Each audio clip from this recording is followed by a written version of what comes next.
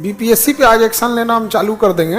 जो तांडव परीक्षा में मचाया गया, अब उस पे अगर हम चुप रह जाएं तो फिर आपके लिए लड़ेगा कौन। लेकिन बीपीएससी के अंदर कुछ ऐसे अधिकारी हैं जो राजनीतिक षड्यंत्र करके, आप यकीन कीजिएगा सीएम सर कभी नहीं चाहते थे कि नॉर्मलाइजेशन हो। आज भी जो भी लोग पता चली का हो गया हो, नहीं समझे, यहाँ से प्रोटेस्ट जब लेके निकले थे लोग तो किसी को कानो कान खबर नहीं था।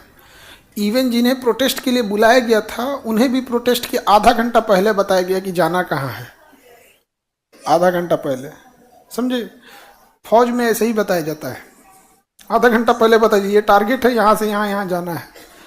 और जो प्रोटेस्ट चल रहा था उसमें सबसे बेहतरीन क्या लगा, हर एक लड़का हो या लड़की इतने डिसिप्लिन से वहाँ था, इतने डिसिप्लिन से जिसका कोई हद नहीं। लड़की लड़का सारे लोग एकदम, लड़की से तो ऐसे बैठी थी जैसे लग रहा था जमीनिया रजिस्ट्री करा ली से।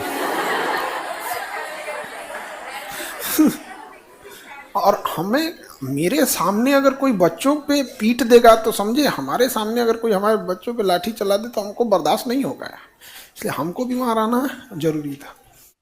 अब वहाँ पे हुआ क्या था कि ज़्यादातर बच्चों का मेन डिमांड जो था वो था नॉर्मलाइजेशन, और कुछ बच्चों का ये भी था कि जिनका सर्वर प्रॉब्लम की वजह से फॉर्म नहीं हो गया है उसके लिए भी। बट जैसे ही बीपीएससी ने क्लियर कर दिया कि नॉर्मलाइजेशन नहीं होगा, तो जो मेजॉरिटी स्टूडेंट थे जिनको मतलब था नॉर्मलाइजेशन ख़त्म करने को, जिन्होंने फॉर्म भर दिया था वो निकल चुके थे। उसके बाद तो परीक्षा हुई, जो तांडव परीक्षा में मचाया गया, अब उस पे अगर हम चुप रह जाएं तो फिर आपके लिए लड़ेगा कौन। यहाँ लड़ाई दो तरह की है, एक लड़ाई अपने आप को सामने प्रस्तुत करने की, हाँ भाई हम आपके लिए हैं, और एक लड़ाई आपके लिए परिवर्तन लाने की। तो हम अभी नहीं बता सकते कि आज हम क्या करेंगे, ये कल सबको पता चल जाएगा क्या किया आज।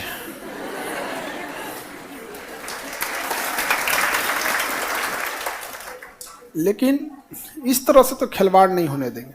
लेकिन बीपीएससी के अंदर कुछ ऐसे अधिकारी हैं जो राजनीतिक षड्यंत्र करके और मतलब युवाओं को सरकार के विरुद्ध कर रहे हैं। आपकी लड़ाई बीपीएससी से है, वो तांडव मचाया है।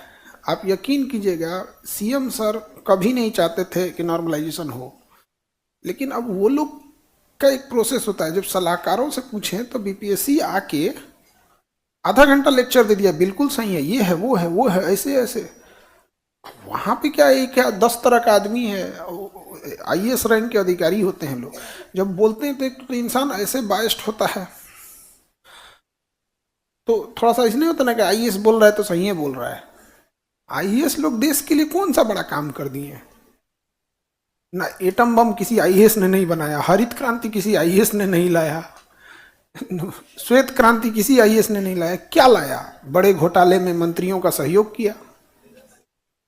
तो ऐसा नहीं है कि वो लोग बोल रहे हैं, तो हमारा तो तूतू में भी हो गया था। एक आदमी हमसे बोल रहे थे, बहुत सीनियर लेवल के थे, बड़े अधिकारी थे यहाँ पर। तो जब नॉर्मलाइजेशन की बात होने लगी तो कहे कि थोड़ा सा चढ़ के बोले कि आप हमसे ज़्यादा जान रहे हैं, हमको आपसे सीनियर हैं। हम कहे आप बूढ़े हैं, सीनियर नहीं।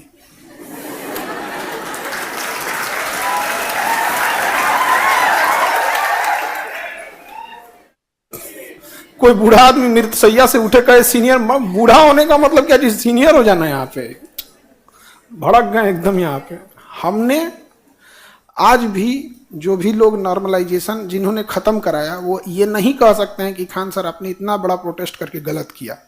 वो आंख नहीं मिला सकते हैं, क्योंकि 2 महीने से उनका हाथ गोड़ सब जोड़े थे हम। किस बड़े अधिकारी से हम नहीं मिले थे, किस बड़े लेवल के मिनिस्टर से नहीं मिले थे। जब मिलते थे तो खबरें आती थी कि राजनीति में जा रहे हैं। हमको कितना तकलीफ होता था कि हम बच्चों के लिए लड़ाई लड़ रहे हैं। कम से कम 20 ऐसे बड़े अधिकारी से मिले होंगे हम, 20। अब 20 मंत्री लोगों से तो कम ही मिले, क्योंकि सारे मंत्रियों की चलती नहीं है सीएम साहब के पास, तो उनके सब बताएं। इसलिए वो ये नहीं कह सकते हैं कि आपने किया। हम तो सोच रहे हैं कभी एक बार पूछे हमसे, हम कहेंगे याद है जब आए